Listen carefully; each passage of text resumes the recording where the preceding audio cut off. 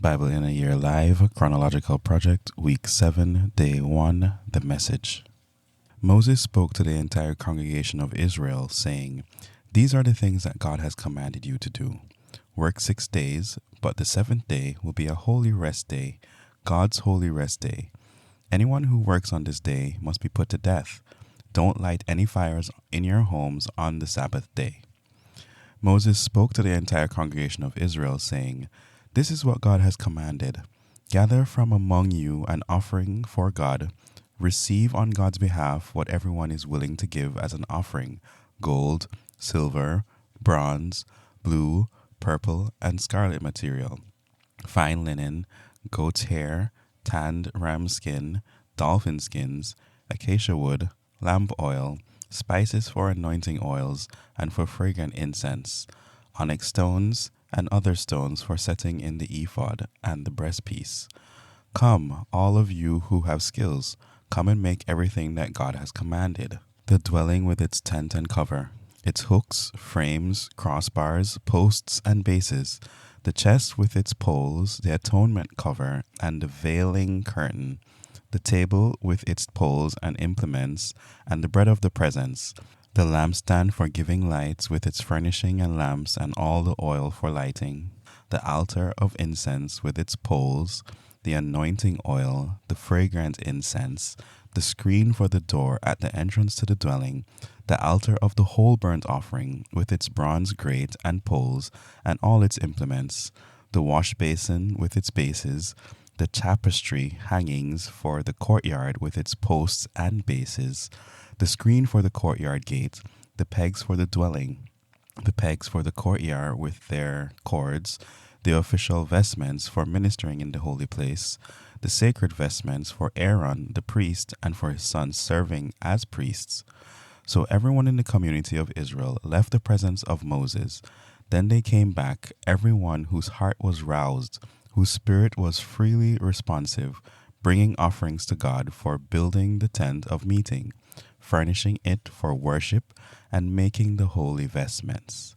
They came, both men and women, all the willing spirits among them, offering brooches, earrings, rings, necklaces, anything made of gold, offering up their gold jewelry to God.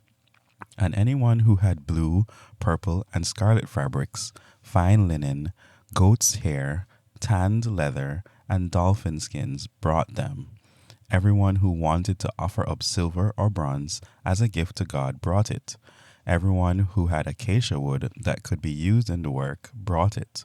All the women skilled at weaving brought their weavings of the blue and purple and scarlet fabrics and their fine linens, and all the women who were gifted in spinning spun the goat's hair. The leaders brought onyx and other precious stones for setting in the ephod and the breastpiece. They also brought spices and olive oil for lamp oil, anointing oil, and incense. Every man and woman in Israel whose heart moved them freely to bring something for the work that God through Moses had commanded them to make brought it, a voluntary offering for God.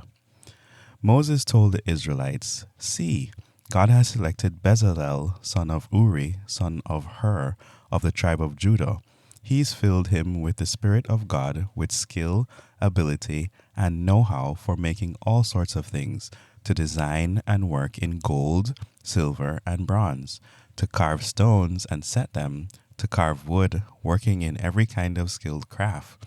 And he's also made him a teacher. He and Aholiab, son of Ahishamash, of the tribe of Dan. He's gifted them with the know-how needed for carving, designing, weaving, and embroidering in blue, purple, and scarlet fabrics, and in fine linen. They can make anything and design anything." Bezalel and Aholiab, along with everyone whom God has given the skill and know-how for making everything involved in the worship of the sanctuary, as commanded by God, are to start to work. Moses summoned Bezalel and Aholiab, along with all whom God had gifted with the ability to work skillfully with their hands. The men were eager to get started and engage in the work. They took from Moses all the offerings that the Israelites had brought for the work of constructing the sanctuary. The people kept on bringing in their freewill offerings morning after morning. All the artisans who were at work making everything involved in constructing the sanctuary came, one after another, to Moses, saying, "The people are bringing more than enough for doing this work that God has commanded us to do." So Moses sent out orders through the camp, "Men, women, no more offerings for the building of the sanctuary." The people were ordered to stop bringing offerings. There was plenty of material for all the work to be done, enough and more than enough. Then all the skilled artisans on the dwelling made tent tapestries of fine twisted linen and blue, purple, and scarlet fabric with an angel cherubim design worked into the material. Each panel of tapestry was 46 feet long and 6 feet wide. 5 of the panels were joined together, and then the other 5.